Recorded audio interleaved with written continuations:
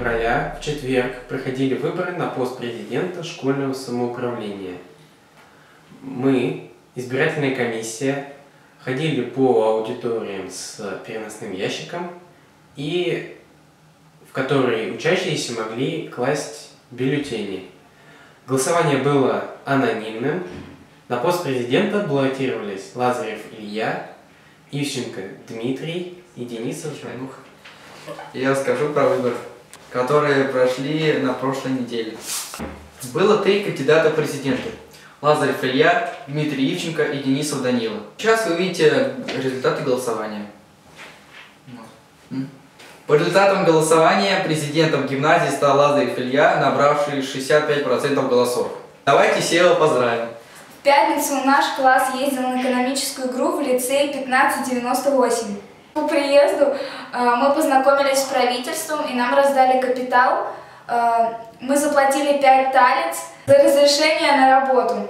Дальше мы ходили по государственным фирмам и там зарабатывали деньги. Мы попробовали себя даже на бирже труда, где таскали коробки, расставляли стулья и протирали листья.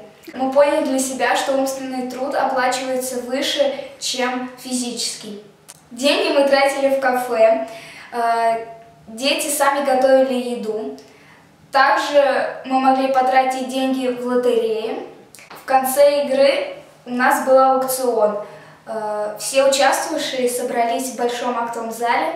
Разыгрывались наушники, сканер, колонка, шуруповерт, планшет и многое другое. Мы соединили наши заработки и для нашей школы выиграли шуруповерт.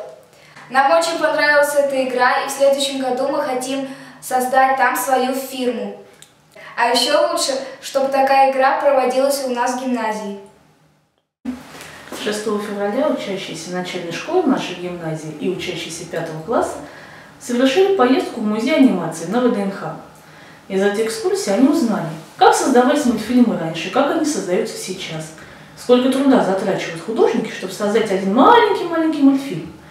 А также они свои силы попробовали сами в создании мультфильма. Давайте посмотрим, что у них получилось.